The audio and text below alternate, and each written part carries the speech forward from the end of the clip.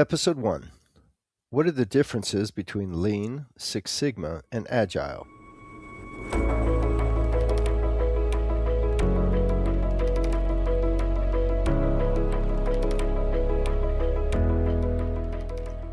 Welcome to the first episode of the Lean English podcast. My name is Tom, and I will be your host. Thank you for joining me. I created this podcast to give English learners something different to listen to. You will see throughout these episodes that I tried to combine two lessons at once, an English comprehension lesson and a business lesson covering management tools that may help your company or your career. After a brief introduction today, our first episode will try to answer a question that I get all the time. What are the differences between Lean, Six Sigma, and Agile? So grab a cup of coffee and a pen, and let's get started.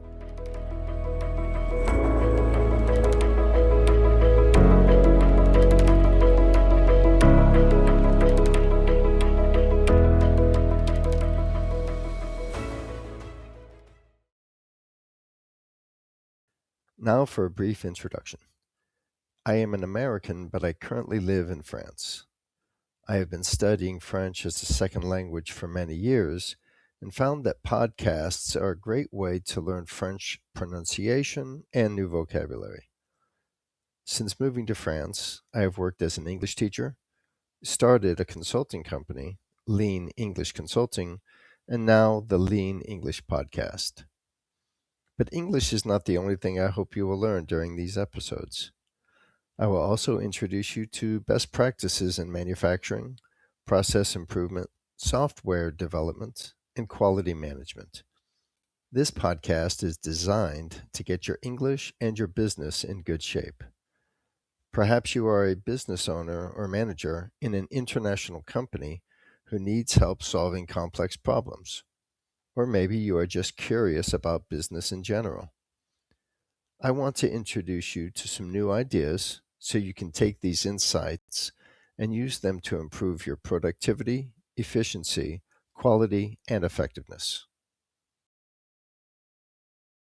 Lean English Consulting is a training company that specializes in teaching Lean, Six Sigma, Agile, and systems thinking in English. We are based in Brest, France, and we opened our doors in 2024. We opened our doors is another way of saying we started the business.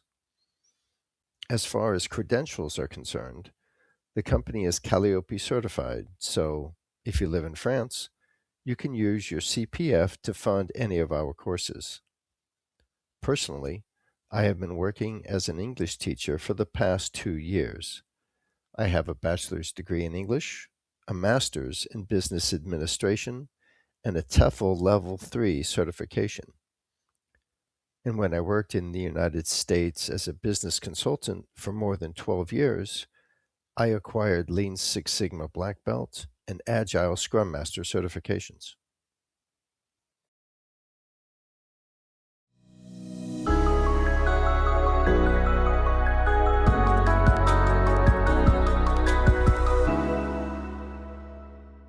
We offer one-to-one courses online or in person. Don't worry, not all of our students are business professionals. We have normal English language classes as well. In those classes, we discuss grammar, pronunciation, and vocabulary. If you love to travel, we focus on how to ask questions when you are traveling, how to reserve a table at a restaurant, things like that. If you love poetry, we focus on understanding subtext, metaphors, and rhyming schemes. And if you want to understand American cinema, we will work on your oral comprehension so you can understand common phrases and slang.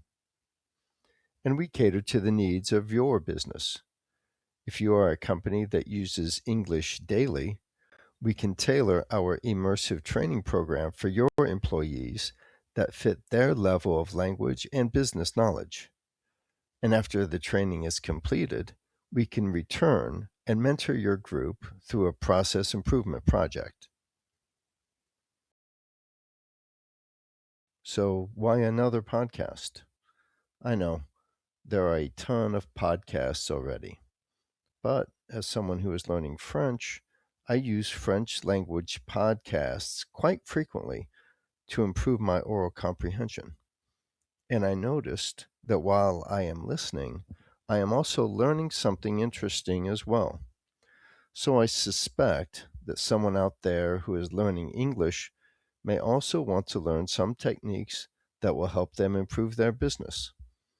Most of the subject matter will be about Lean, Six Sigma, Agile, and systems thinking. These are process improvement methodologies used by the most profitable companies in the world. Here is how to use the podcast to learn English. There are 4 skills to using a language: oral comprehension and production, and written comprehension and production. And this method improves them all. Listen to each episode the first time without subtitles, trying to understand what you are hearing. Take notes and mark the times when you need help. Review the transcript, research the definitions and new grammar online, and then listen to the podcast a second time. Using these new words or grammar, create a short 1-minute story about your life. It should be a story that you know well and repeat often during your conversations.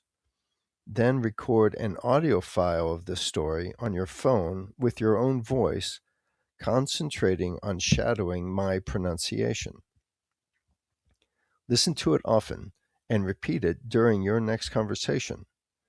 Add what you have learned to a flashcard set like Quizlet and test yourself every few days. You will not only pick up new words and grammar, but you will understand them when they are spoken or written and develop the confidence to actually use them in conversations and in writing. And that's it. You're good to go. And for our listeners who love to travel and need to hear conversations from people with different accents, I will post some interviews with native English speakers from all over the world. Now I want to talk about you, our target audience. I envision 4 types of people who may be listening right now for whom we created this podcast. We've got Skeptical Scott, a business manager who uses English at work but fears change. Some colleagues have told him about Lean Six Sigma and Agile, but he doesn't know if he will change things at work until he learns more. Then there's debutante Donna, who just started learning English and needs a lot of comprehensible input. It is for Donna that I speak so slowly. Next, we have crying Christine. She is not getting any help at work and desperately needs tools to reduce her redundant tasks. Just keep listening, Christine. We will show you some lean tools soon that will make your job a lot easier. And last, we have Pirate Pete, who was hurt recently on the job because his manager did not implement proper safety procedures. He is looking to change jobs, and we are here for him. Let's go, Pete. Learn English, master some process improvement techniques, and find a new place to work. We're rooting for you, buddy. A quick disclaimer before we move on. Most of the information I will share will be from my studies and my own experience working as a Lean Six Sigma Black Belt, Scrum Master, and Quality Manager. Yes, I have acquired certifications, but no, I don't know everything. And I'm not claiming to have discovered any of these ideas or tools, so where I can, I try to credit those who did. This podcast is also not intended for native English speakers or to be used as a study guide for someone preparing for a certification exam. This is for novice English learners and business people who are new to process improvement. Because of this, for the first 4 episodes, we will be reviewing these topics at a very high level. So if I leave something out, it is because there is just not enough time to cover everything. We hope to eventually do some deep dives, but not at this point. And I suspect that the subjects will evolve over time. I hope you will reach out to me and let me know what subjects interest you the most so I can cover those. Also, don't listen to one or two episodes and start to make drastic changes in your business. These are ideas that require much more investigation before they can be implemented. When implemented properly, they can turn around your business. But there are some poor implementations as well that have been disastrous to businesses. So perform your own investigation first before changing things. Okay, now that that's over, let's get back to the program.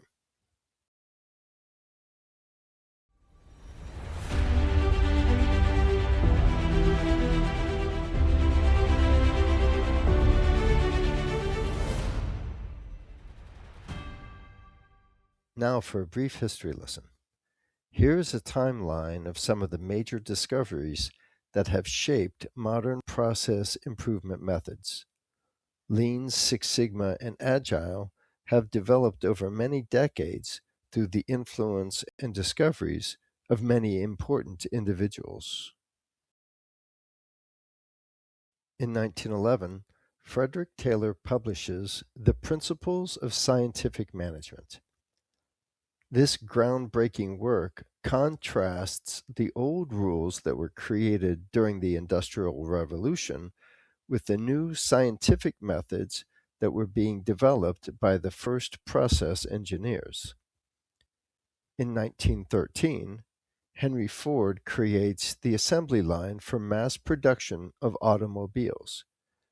This greatly influences industrial practices and is still used today.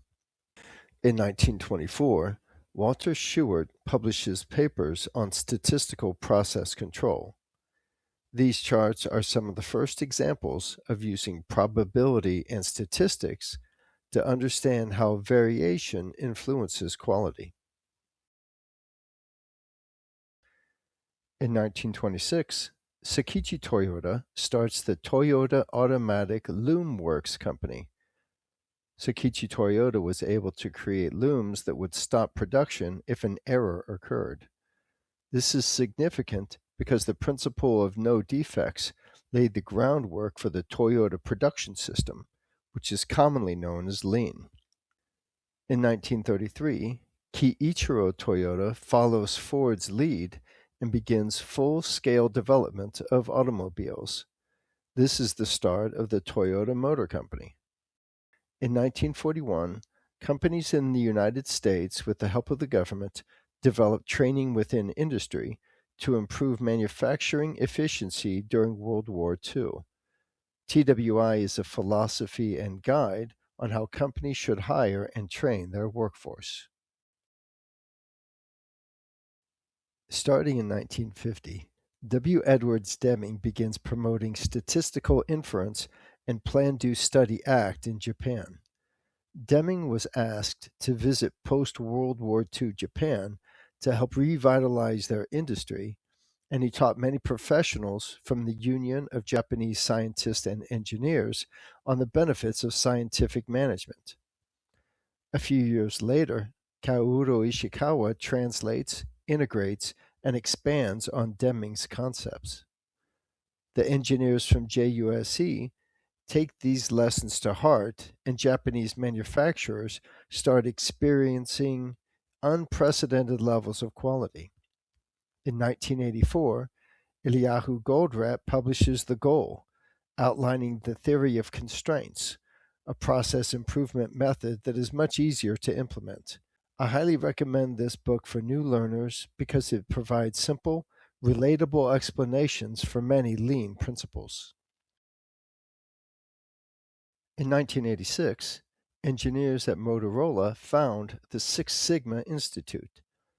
These engineers are the first to codify what constitutes a Six Sigma project and further promote probability and statistics in quality project management. And in 2001, the Agile Alliance signed the Agile Manifesto. After years of using traditional project management plans to develop software, 17 experts signed their names to this document, outlining how a new type of project, based on lean principles, would greatly benefit the development community.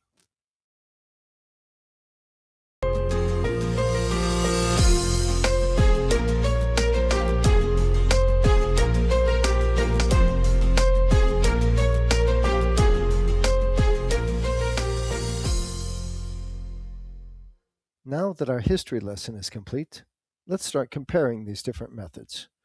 First, we will discuss Lean. Lean is hard to define because it encompasses so many things.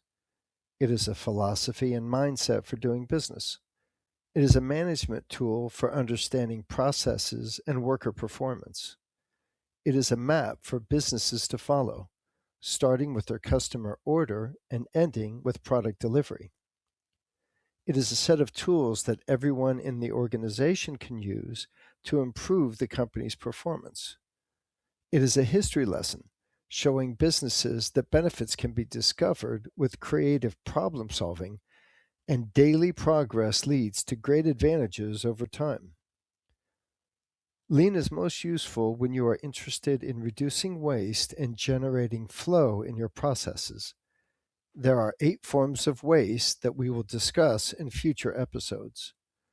But for our purposes today, we can define waste as any activity that does not add value to the product.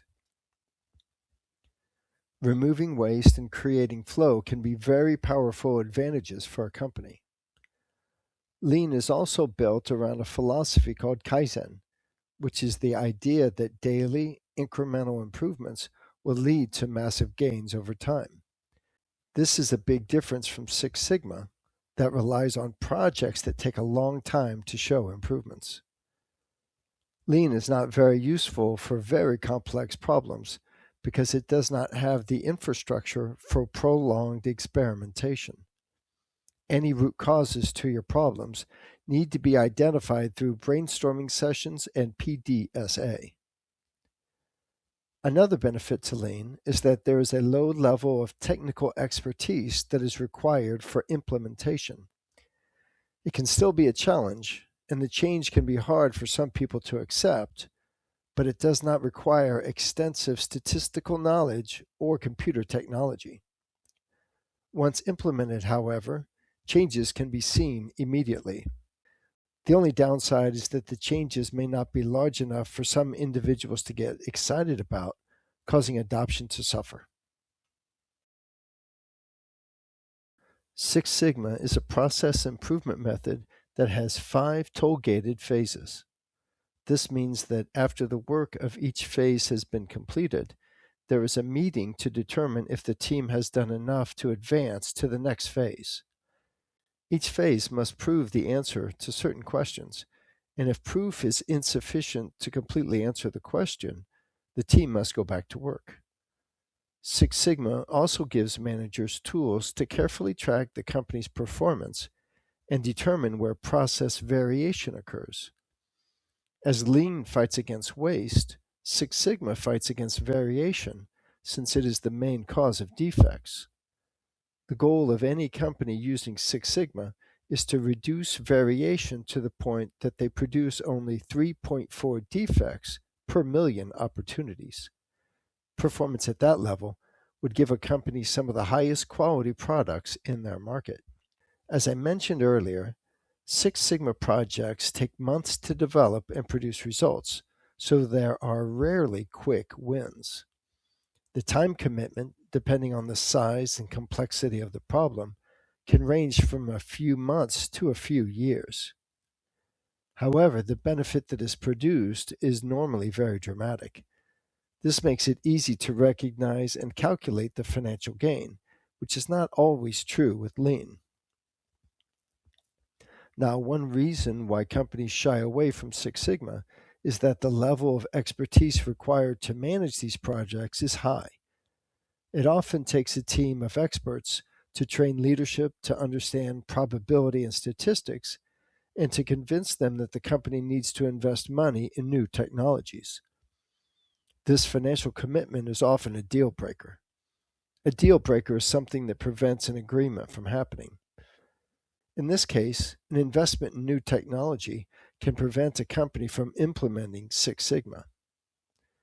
Now, if you look closely at these two methods, you see that they are complementary. Where one is strong, the other is weak. That is why we often see Lean Six Sigma represented as one method. When combined, They provide tools for short-term and long-term fixes for complex and simple problems, and remove waste and reduce variation. I often recommend that individuals learn about Lean first and then determine if their problems require more tools like those in Six Sigma, but some prefer to study it all at once.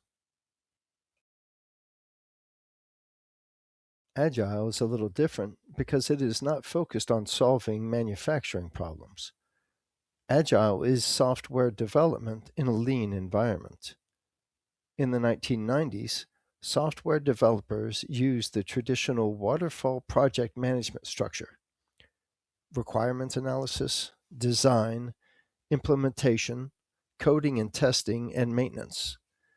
This rigid format required developers to complete all tasks in one phase before moving on to the next. Problems quickly emerged. Then Agile was developed using principles taken from Lean. Lean states that the customer defines value. So in Agile, the customer became a partner in the development process, not an adversary. This shortens the time for contract negotiation and requirement gathering because the client is continually shown the product as it develops.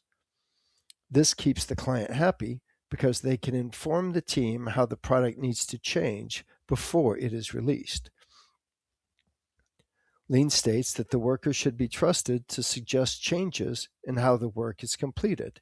So, in Agile, the development team determines how the work will be accomplished and is not required to perform tasks that do not add value to the product. There are many other lessons we will talk about during our Agile episode. Regarding the level of technical expertise required for implementation, Agile is not complicated to implement, but there are many types of Agile, each with its own pros and cons. Understanding the differences and choosing which to implement can be confusing for non-technical managers. And with other project management methods, the timeline for development can vary depending on many factors. But normally projects last months, not days or weeks. Now that we know the difference between these methods, we will go into a bit more detail about each individual methodology, starting with Lean.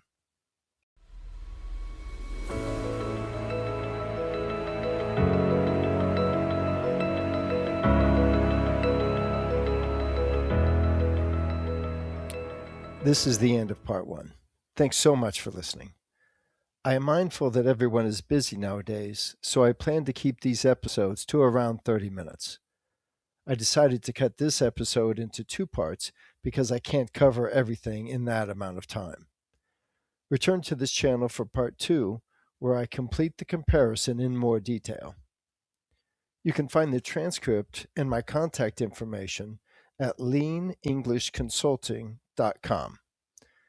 Please reach out to me if you have any comments or questions. And since I write and voice all these episodes myself, a nice rating and subscription to my channel would really help this podcast get off the ground. Okay, until next time, be good, and I'll talk to you later.